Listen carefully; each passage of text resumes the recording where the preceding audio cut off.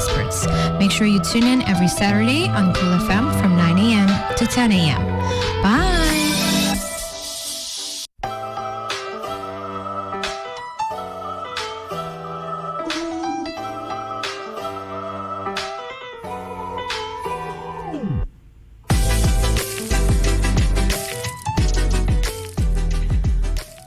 Bom dia, happy Saturday, feliz de sabra, me espero que você tenha bom simang, whatever that means to you, que está simang produtivo, simang tranquilo, se pauta mesteri está tranquilo, personan que está tem last stretch de carnaval, me está seguro que está simang tiki druk, haciendo último adjustments, na vossa paia bonita, very much looking forward para que final results de turbos efforts.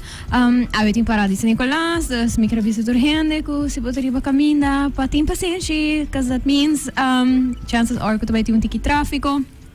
Agora como yang também, das just van estar consciente que esta é último weekend de carnaval, das van correr pouco a pouco, agora que se pode beber, please, não styr, busca bo bar, bo amigo responsável, gente que por pick você up, of que por yama, if anything, para nos poder a temporada aqui, sem muito drama, please. Me a mencionar durante flyers não que nós vai ter interview episódio eu fui na inglês para nós preparar de onderzoek muito interessante que agora assim que na Aruban onderzoek tá na holandês para nós aqui para esse episódio aqui na inglês para assim mais gente por escutar over de local que agora ganha. Então me diz que manda reminder com Jesus vai switch completamente na inglês. Também me quero caraboso que se botar em auto, for escuchando-nos via rádio, anto bom nota um chance para escutar full episode, do not worry, vou por o que back riba YouTube e Facebook de Cool FM, YouTube de Sincerely Carolina, e riba jamaras vou por hanhele riba po favorite podcasting platform, manera Spotify or Apple Podcast.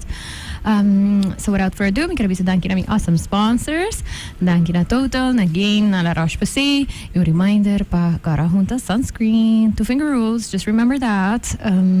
E reapply, se também é muito importante. Alright, so me devela mi guest introduce su mis en nota novo na Sincerely Carolina, but it's been a while. Me devela que conta-nos quem está, why she's here today, anto Kiko, não sei para pedir awe. So without further ado, Dr. Paula, hi, welcome. Thank you so much, Carolina. I was so much looking forward to meeting you again. Yay! I was looking forward too. You're always doing very interesting work. You work on a lot of interesting topics in general, but you recently finished a research. Can you tell us a little bit of who you are? I mean, what do you do on the island? What do you do in regards to research and what this research was about? Yes, just a reintroduction, I guess. Yes. Well, my name is Paula Kibbelaar, and I already live almost 16 years in Aruba. I'm originally from Curaçao, but I grew up in the Netherlands. I am a social scientist, and 16 years ago, I was recruited by the Aruban government to work for the University of Aruba, and I was the founding dean of the Faculty of Arts and Sciences. Ooh. And so after 4 years, IPA, the Teaching Training Academy of Aruba, asked me if I could work for them, and I'm still there.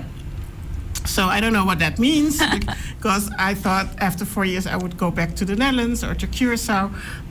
I'm so sorry. But I'm still here. I don't know what that means. Probably that you like it here. No, or they like me, or I don't know about that. But it has been an interesting time for me, professionally, of course. Managerial at the University of Aruba. At IPA, professionally, it was much more content-wise and getting to know the community. Mm-hmm. I am a daughter of a teacher, so my mom was very much involved in teaching and in social work of children. So it comes back with to me at IPA. My dad was a scientist, and so I think it's a combination that is into me. Yes, I'd love to hear that.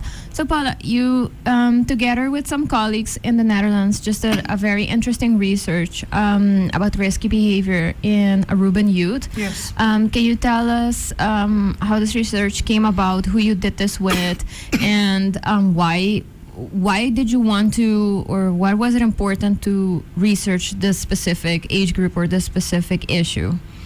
Well, thank you for the question.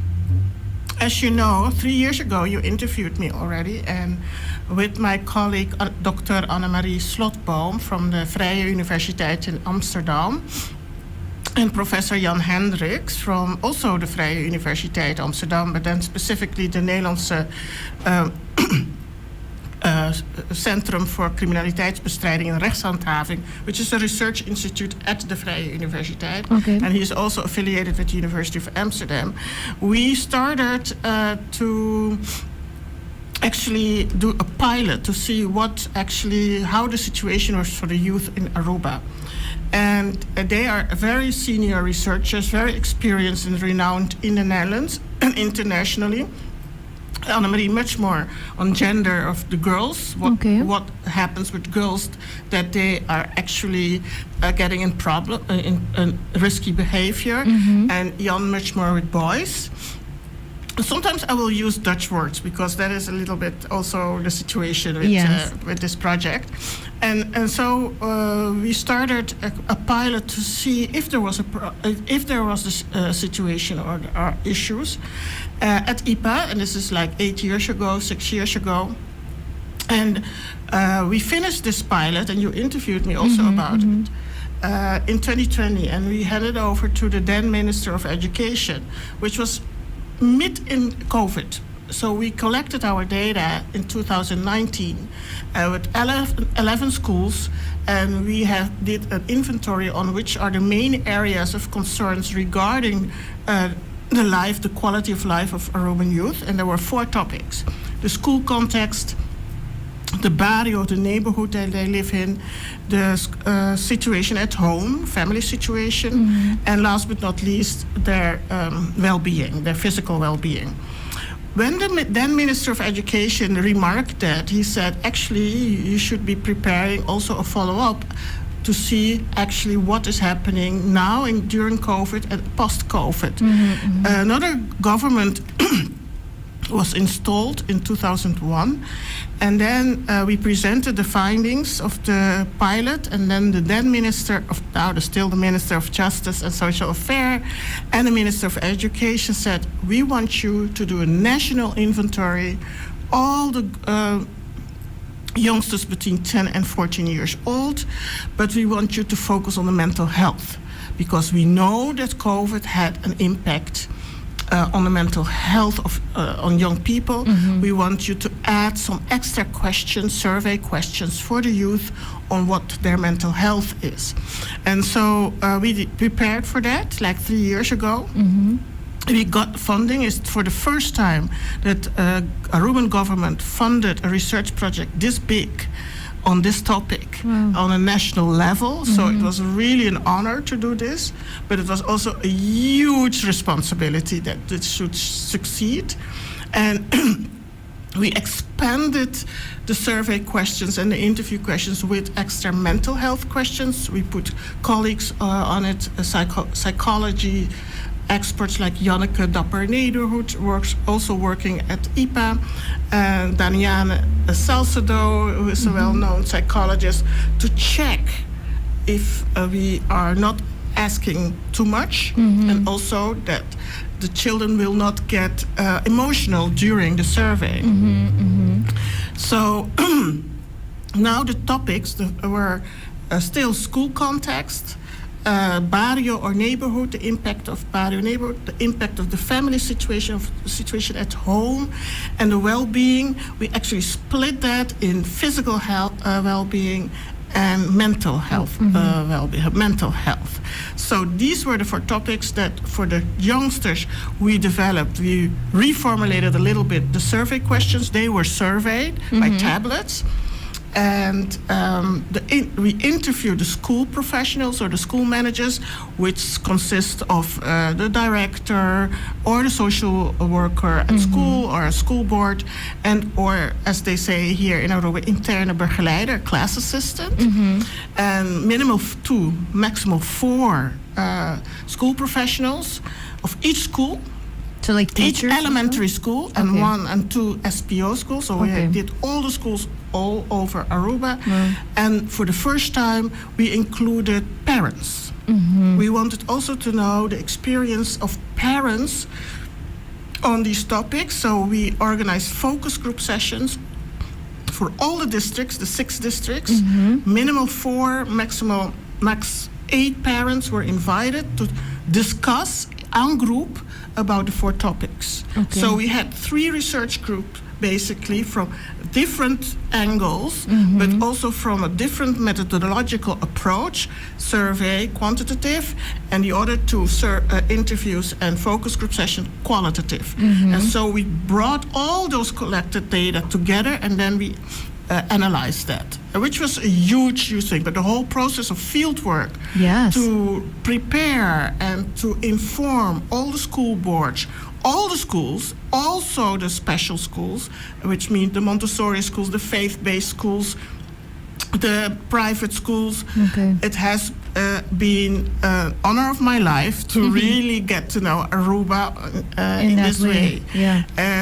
I always thought Aruba is small, but this is from a magnitude also. But organized logistically, it was a huge task. And colleagues from IPA like Marvin Odor and Marlene de Cuba, they were really onmisbaar, as you say in Dutch. They were so valuable because they know the community, they know exactly where the schools are, they know some persons also in the schools. And working from IPA, from the context from IPA, was the best entrance to get also the collaboration of the Department of Education, of all the school boards, which was not easy because there is, of course, a fatigue. What are we going to do with the data?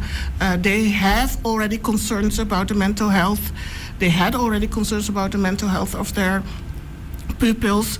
But it was for the first time scientifically that this was... That you can actually say, written, there's a report now. Exactly. Everybody knows it, but as a social scientist, it is my responsibility or my assignment to analyze it, to study it, to research it, and give recommendation how to improve situations. So I want to ask you right away. I mean, it was indeed, and I'm so happy that you explained this, because I think that in Aruba we hear, sometimes about reports, or we hear that some people might do research, etc.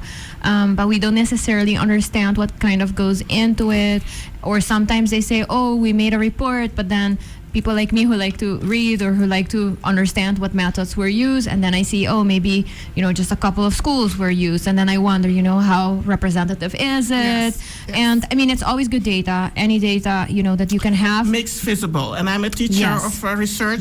Visibility is key, and then the debate, and then, of course, the analysis and the improvement.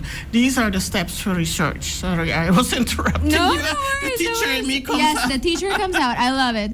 But like you said, it's and that's important to understand that. So like you said, something that comes up is fatigue. But also I think that we as an island are a little afraid anytime that there is an actual representative research, because then it kind of becomes a little undeniable. When there are smaller research, you can say like, oh, but it's not all schools, right? It's not all children, or it's not, all workplaces. But once you have something representative, you can't really say it is not. So I want to ask you, what are the main things that came out that you think, I mean, there are different things that came out, but especially important for the community to understand that this is concerning, or we should be giving these findings attention? Well, first of all, as you mentioned already, it's very important that this research has been done. I can go on and on about the logistic challenges that we had, but we did it. But it also showed, indeed, that not a lot of research is being executed on the island. So people are fatigued, but they don't know what the follow-up is. So the regard towards research should be more elevated. It's very important for the knowledge production and the knowledge development of a community, and it should be contextualized. So, of course, we were like an international research team working with the VU, which is a renowned established academic institution in the Netherlands, but also getting to know what the context is from the Netherlands, the Dutch perspective, as the Aruban perspective. And so we had also our literary review being done. We had the pilot already. The pilot were consisting 11 schools, and that gives an indication what the problems or issues could be or are. And then we had the invitation of the Aruban government to execute it on a national level. So based on the results that we collected for the pilot, we knew already that there were issues that were alarming. And so the COVID came, and then we got this assignment, and we also assumed that because of COVID, the situation would have been worsened. And that was the case, of course. Because of the fact that the commissioners really wanted to know about the mental health of the youth, it's very sensitive. How do you ask and how do you report on mental health? It could be just an incident, but it could also be a systemic situation that our youth has been confronted with. And because of the fact that they wanted to highlight that, we also had to present our preliminary findings, and we had to conclude that the mental health was deteriorating compared to our pilot findings of 2-3 years ago. And what I can say, because of the 4 topics, they are interconnected. We use the Bronverbrenner model, which is a very well-known, almost famous analysis model that has been introduced in the 70s, end of the 70s, by this researcher or professor Bronverbrenner. And it shows like an onion all kinds of cycles, which represent the levensgebieden, the life cycles of a child. So you can really analyze what happens at home, in the neighborhood, or in the bigger society, or in church, or at school, etc. So we use that. And we have also linked the topics with that Bronverbrenner model in order for us to analyze the data that came out. And regarding the school, and I say it a little bit generally, you have to actually read the report, that the children often feel at home at school. They didn't really complain a lot, that actually the parents complain more about their relationship with the school or the school board or the management of the school or the teacher than the child. Students, yes.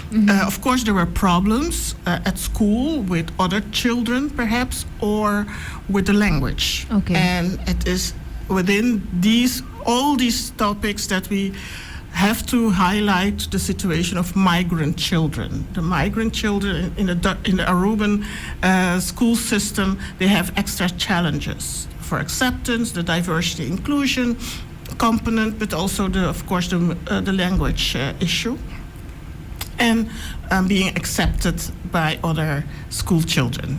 Their peers. Their peers. That these were concerns to them regarding the school context, and the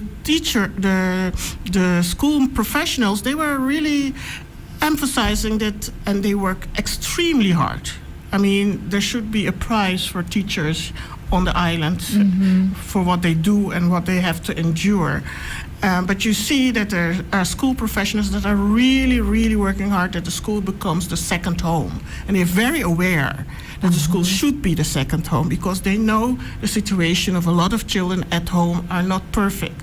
So they focus also on creating an environment that is safe, that is healthy, that is motivating, in order for the children not only academically to thrive, but also feel at home and to guide them. And there are some schools that are mind-blowing in what the endeavors that they have for these children. It's really beautiful to see. you see a difference in management. You see the difference in how some schools are managed, how their network and their sources and funding are, and that also depends on the personality of the manager or the director or their connections.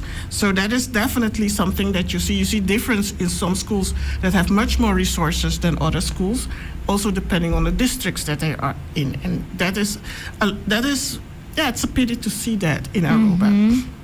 Within the Kingdom of the Netherlands. That should be much more equal. Yes. Yes, definitely. And then the parents regarding school context, they had some complaints that are that need to be highlighted. They are a forgotten group regarding this topic, and they have a lot to tell. They're very busy, very often. They have their careers. And there's also a concern regarding the migrant parents, that they are not often included, or they don't understand the curriculum, or they don't understand the language that are being taught. So that is also something to look further into. But they actually feel sometimes neglected by the school. There are parents that are very much included and very much participating in the school activities.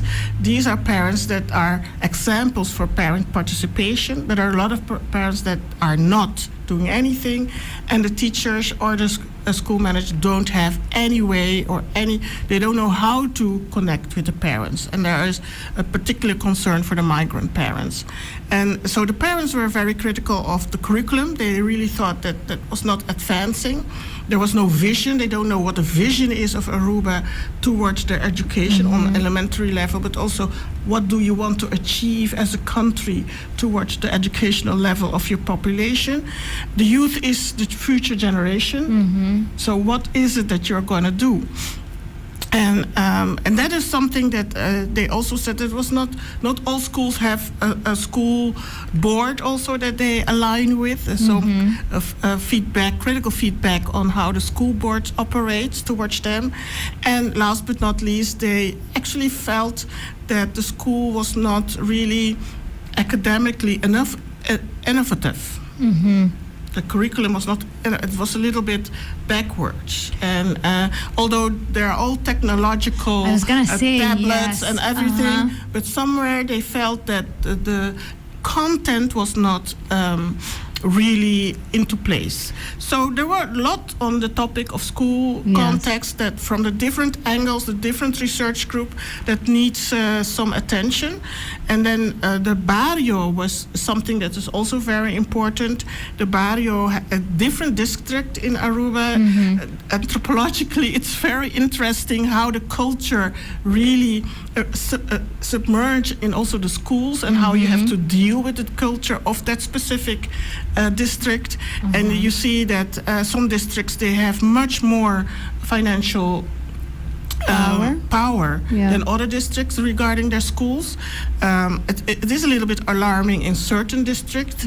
San Nicolas, for example, also in Dakota or North, there you see schools, but you have also the private schools and the faith-based schools that also need more attention because they're private. And you don't know what is happening there. And for the faith-based schools, there are a lot of migrant children that are being actually supported and that are going to these schools. And I don't know what the policies are and what the visions are, because it's a complete different angle of how they teach and how they see the world. It's very interesting to see that. But there's much more happiness, not happiness, but content towards the barrio watch, the police watch in certain barrios. But there is a concern that children still are too late on the street, although they are much more on their social media than on the street. But you see that parents really think that some migrant children are on the street. They don't know their neighbors anymore. They look back when in certain neighborhoods you knew everybody, that's almost children family. Played outside. Yes, but that is different now. So there's the multicultural dimension is definitely being not critically assessed, but they do think that they don't know each other anymore, as in previous days.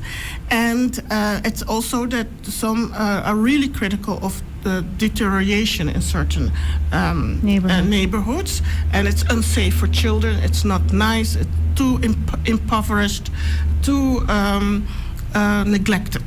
So they are critical to the government, what they are doing to improve the conditions of their neighborhood. So that is definitely an item for concern.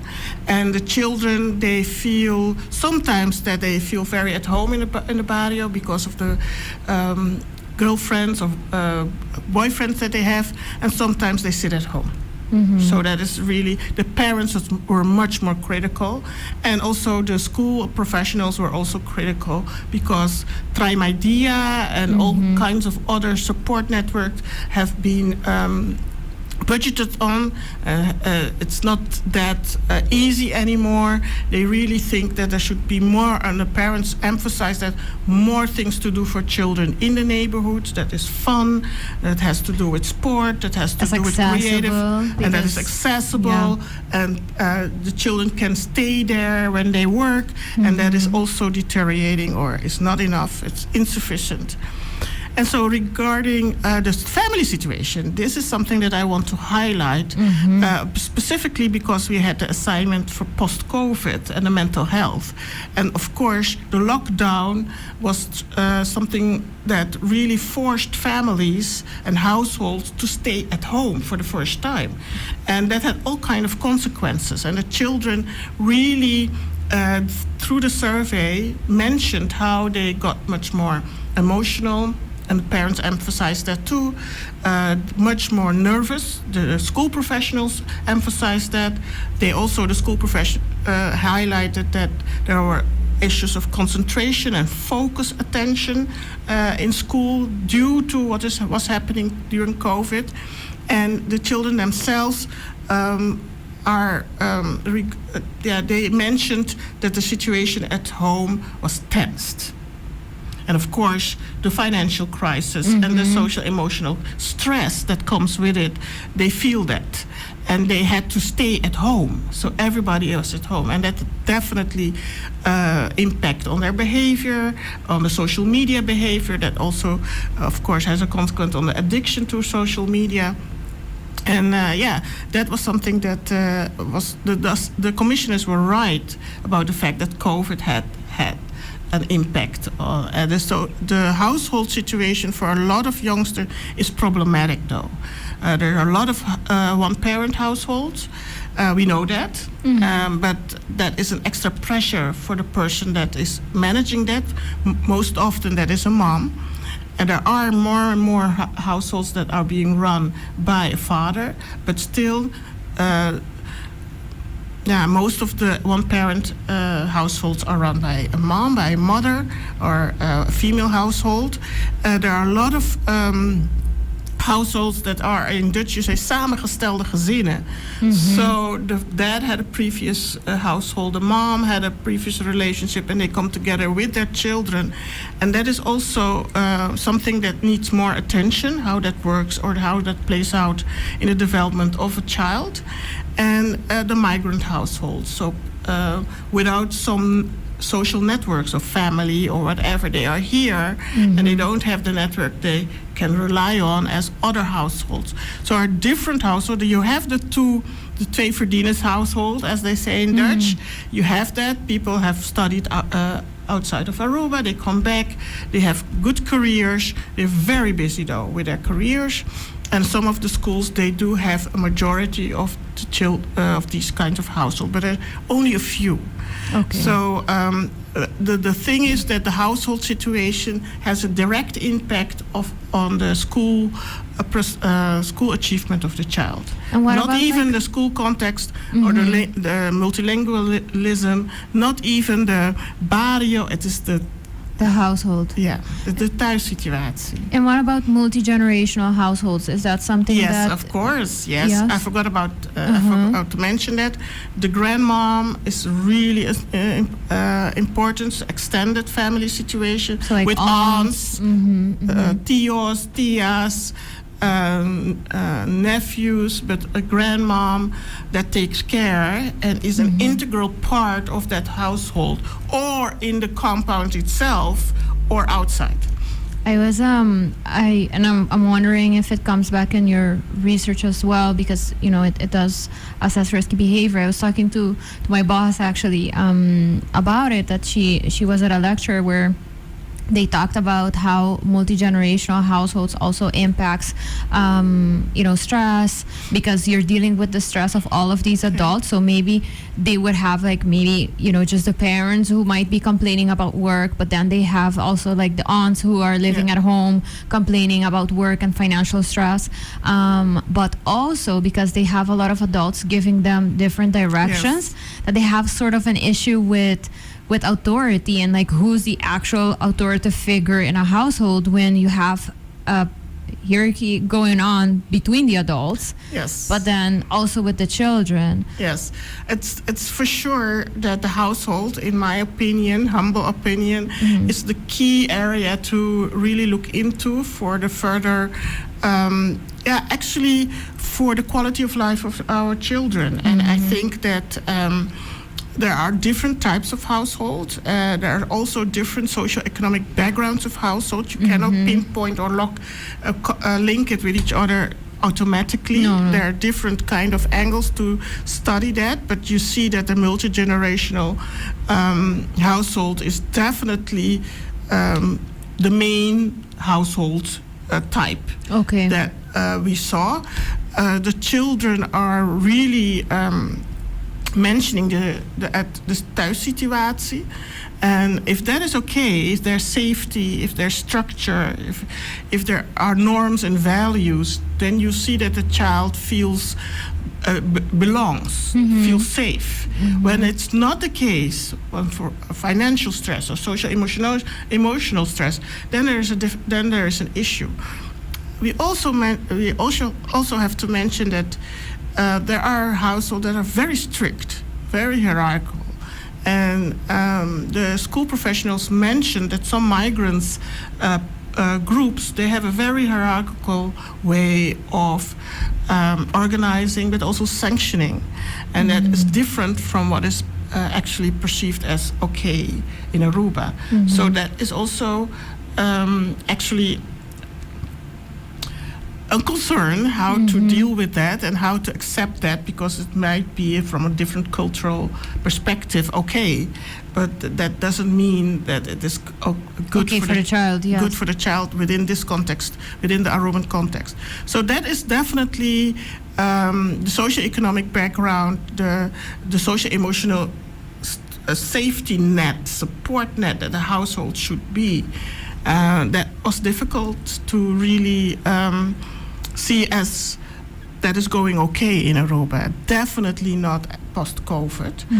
And last but not least, the physical and the mental well-being of the children. Before we go into that, because I did read something that was also very interesting in regards to like the household aspect, which I think really also relates to a child's ability to concentrate and to focus on school, is the level of responsibility that children are having at a very young age.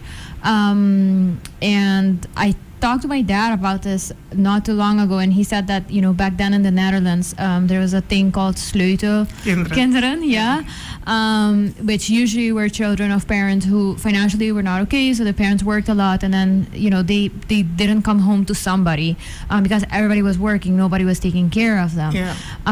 And that seems to be very common here in Aruba. What did you find in this research? Is this also like a level of concern where children are taking up, chores or household responsibilities at too young of an age, where, it might be affecting their overall development and. Well, we know that already. We didn't specifically ask that in this research. Okay. It was mentioned. It has been observed. The school professional mentioned it. Okay. They definitely felt or saw or observed that a lot of children had a lot of responsibilities regarding their sisters or siblings, the family situation, or themselves.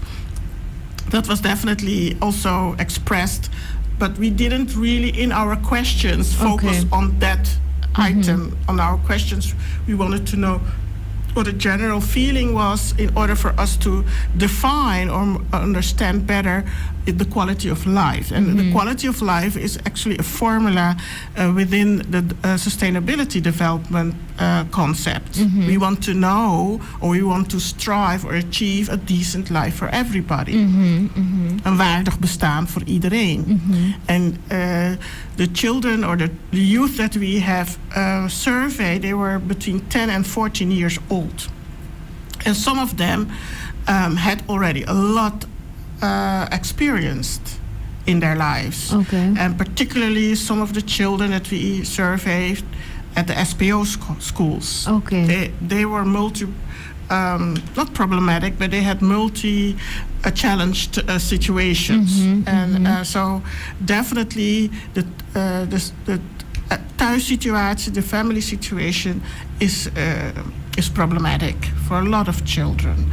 And the school professionals mentioned that. They emphasize that they want to achieve a second home situation at school, but they are not a second home. They are a school. They have to be able to finish a year so that a child can read and write at a certain level. There are end qualifications to achieve. So it's really a kind of a challenge to create a safe environment and also be aware of the social situation or the socio-economic situation of that child and how to connect with parents. But definitely the children have a lot on their plate, it's for sure, yeah. All right, so the physical and mental well-being. Tell us a little bit about that. Actually, overall, Aruba has to be not really concerned about that that there is no decent life. It can be better, and it has worsened the mental health after COVID for sure. And Aruba has had the lockdown. It was a terrible situation financially. It was economically dead. So the children were at home. Parents didn't have jobs anymore. And a lot of the children have parents with jobs, not with careers. And a job is not infinitive. It's not vertical. It ends. In security, in gardening, in the hotel sector, in cleaning. So having a job is not always secured. And also not a career, but you are job hunting. Migrants come here and they get introduced to the labor market through jobs. So that is something that has an impact. Regarding the physical health, there is of course concern regarding obesitas. Aruba has some excellent examples of healthy schools. Actually, they just also produced again an annual report on how the healthy school, the gezonde school, are doing it in their canteen, and a lot of other schools that are not labeled as healthy schools, but they are working on giving their pupils healthy food. The thing is, and I never thought about that practically, because of the heat, it's difficult sometimes to prepare fruits and other healthy products. You have to have a fridge. After a while, the bananas and the apples, they go bad. Yeah. So there are some challenges with that. But there are a lot of schools that are very aware of it. There is obesitas. What is actually much more concerning after COVID, pupils were tired. They were exhausted, and that had an impact on their focus and concentration. Everything became, of course, via Zoom or online, and also that impacted their behavior on social media. Parents are very, very worried, very concerned about the social media behavior, and there's a higher percentage of parents that are really actively involved to see what the child is doing with their phone, if they do have a phone. So there are all kinds of programs. They want to know if the child says, I'm going to sleep. They sometimes know that the child is not going to sleep, but in bed still on the social media. So you saw the parents' reaction and awareness regarding social media, but also that children are picked up late by their parents that work late at night in the hotel sector. The child is at an aunt or a neighbor waiting for the mother or the father to pick him up or to pick her up. It's like 9 o'clock. Sometimes they have to cook, but sometimes after that the parents have to cook, and they go sleep at 10 o'clock with a full belly. And so parents were concerned about that. The school professionals were concerned about it. And even some of the pupils were concerned about that because they see it with their peers. With their peers. So the tiredness, the exhaustion impacted the concentration and also a certain kind of vibrancy because they don't have the energy in the morning. So that is definitely something that they saw post-COVID. And regarding mental health, of course, much more issues regarding concentration, much more issues with restlessness, being nervous, being a little bit emotional, and that expressed himself in not aggressive but assertive behavior. There is some violent behavior on the schoolyards, but that's boys, and also a lot of bullying. Okay. A lot of bullying, social media bullying is of course mentioned, but there is some concern that there is no emotional balance. There's this kind of restlessness. There's a kind of nervousness and tired. People are tired. When you're tired, mentally it's draining. Yes. And you become more explosive. Yes, exactly. Yes, irritable. Irritable. Yes. Yeah. So, okay. And that the school professional mentioned, the parents also mentioned it, and the children actually, through the surveys, highlighted that. And while we were surveying, and we did it as a team, we had to be very careful when we distributed the tablets because some of the children became very emotional when they had to answer some of the questions. And of course, we have to be very much aware of social desirable answers because sometimes you know that a respondent will answer because they think that that is what you want to know. But we were very much touched by some of the reaction of the children, by some of the emotional outpouring of the children when they had to answer the questionnaire.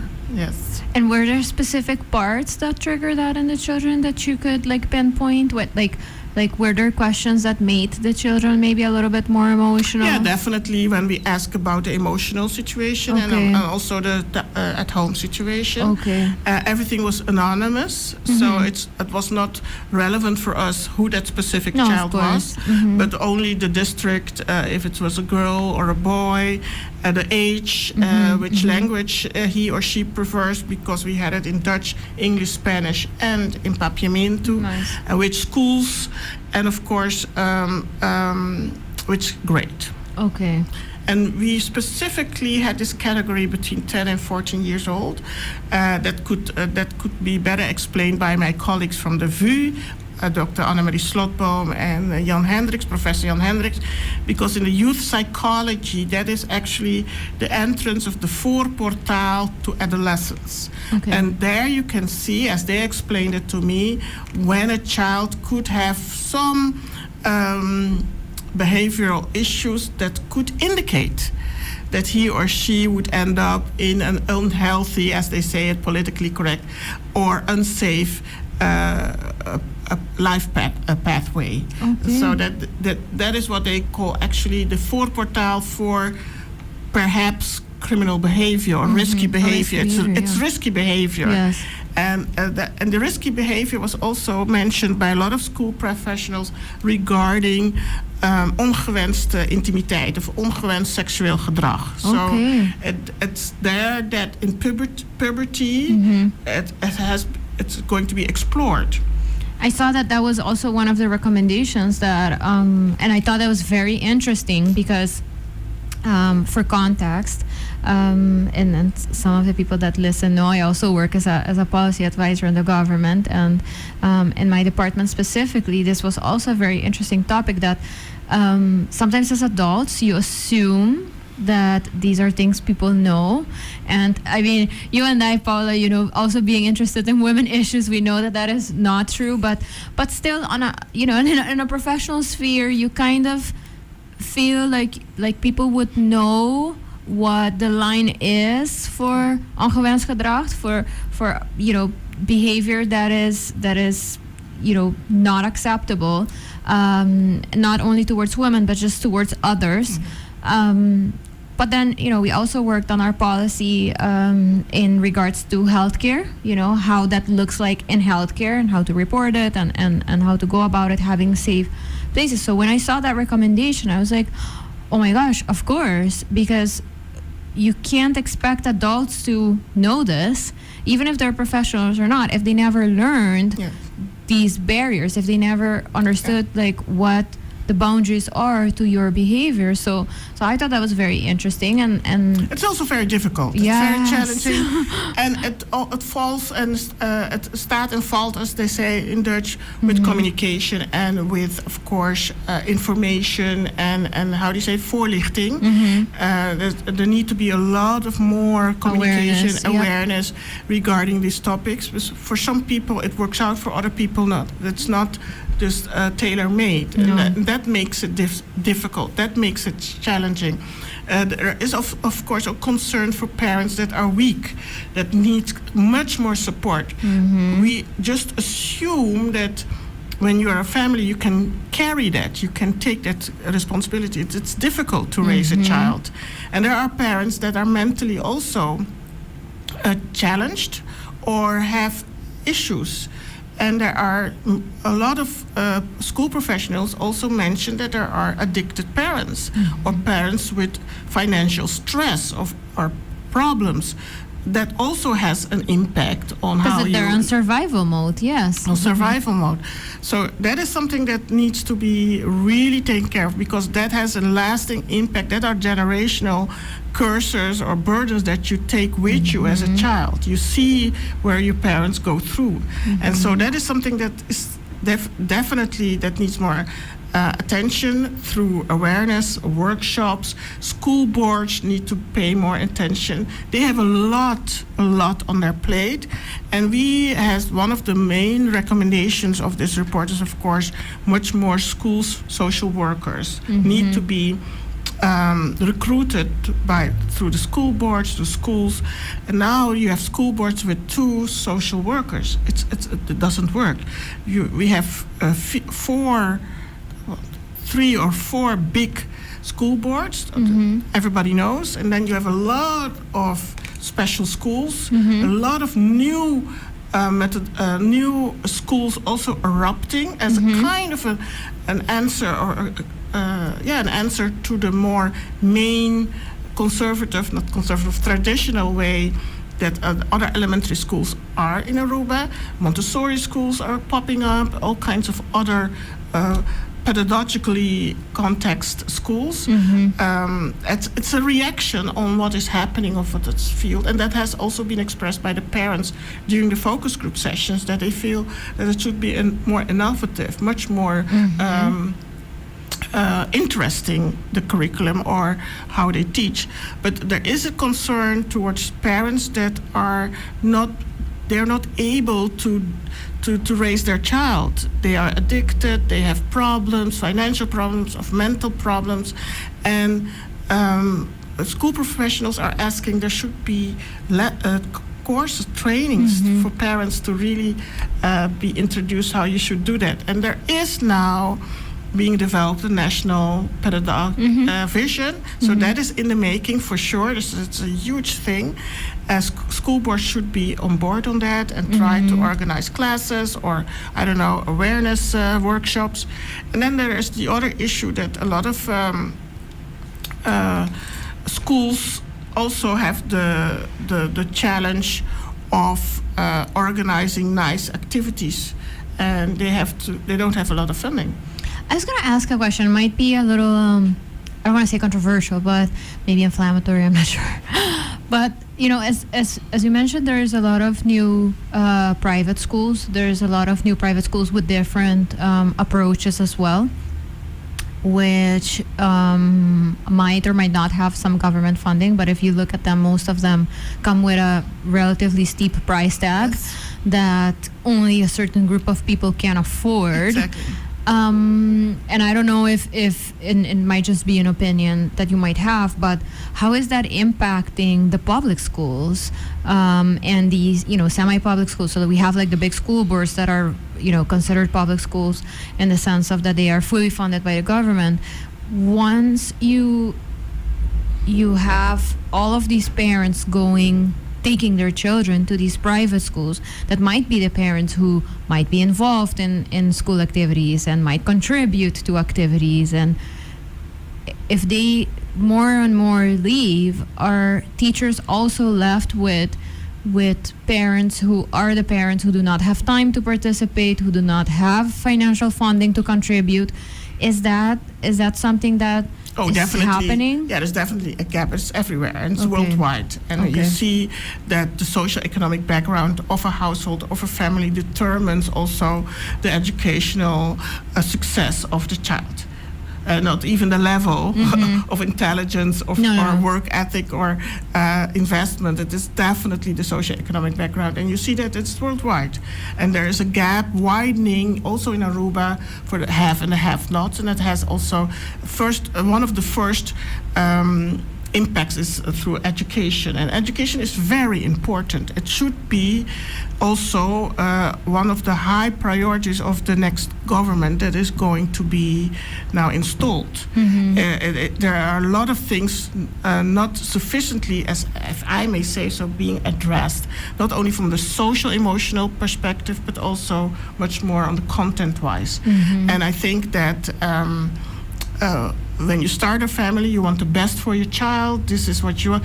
Education is one of the main vehicles for social mobility, and it's also the main vehicle to guarantee a decent life. So this is why this research is so important for Aruba, not only from a social perspective, but also from an educational perspective. What is the vision of the Aruban government regarding the future generation on education? What is it that you want to offer? What is it that you can offer?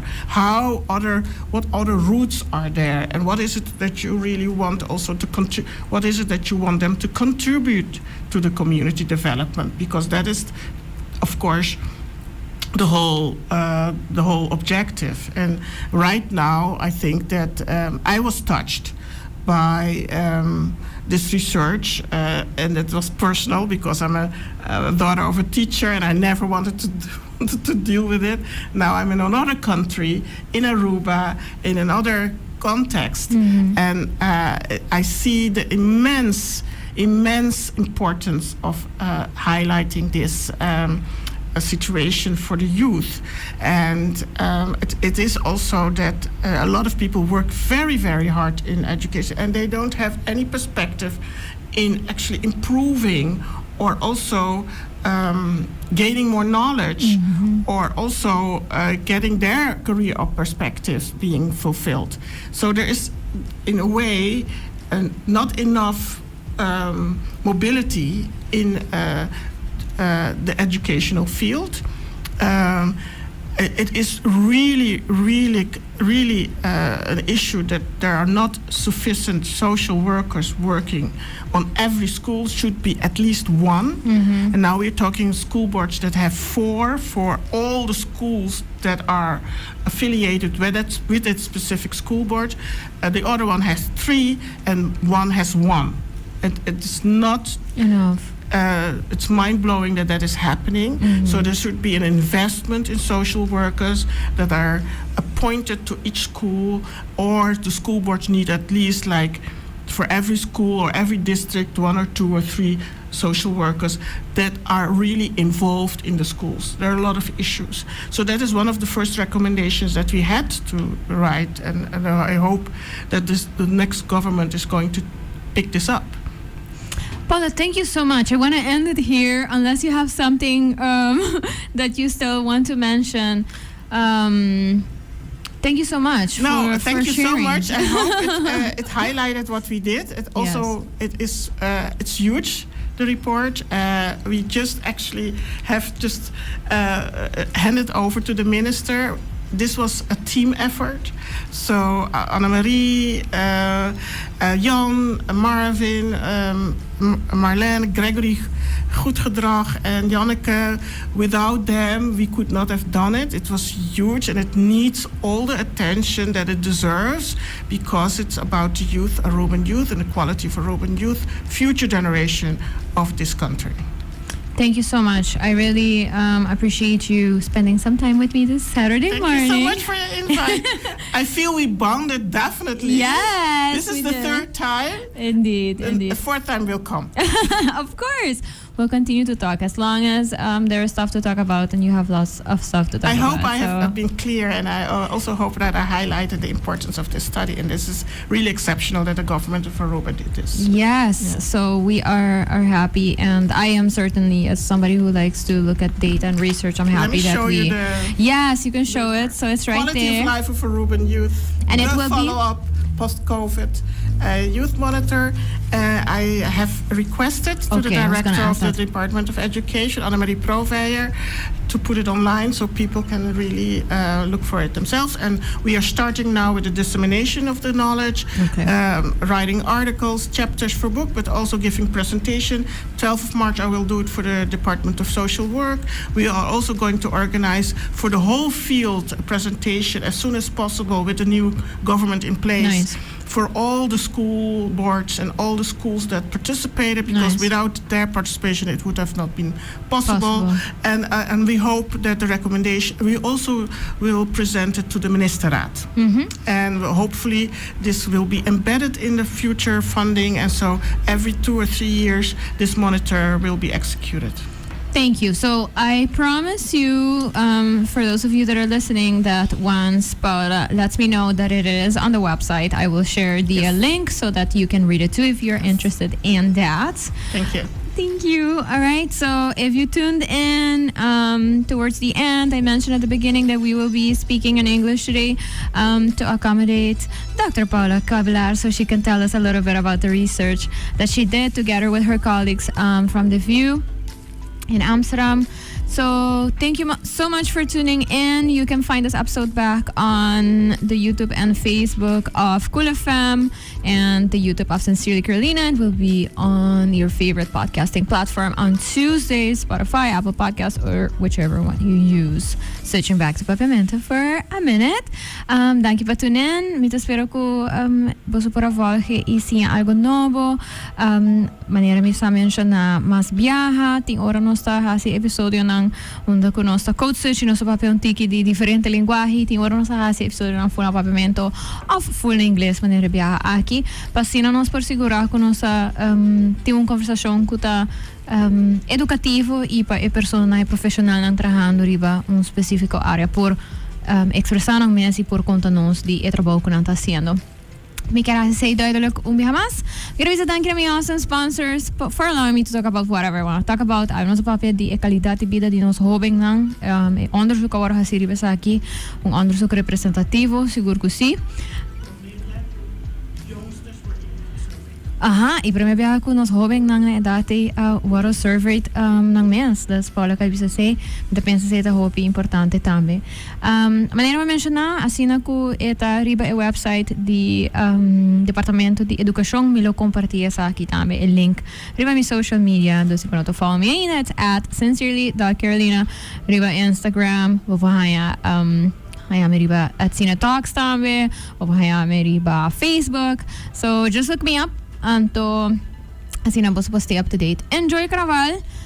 We mayang anto yes, happy Saturday. Thank you to Total La Roche-Posay and Gain. I appreciate you and to Cool of Fam, of course. Bye. See you next week.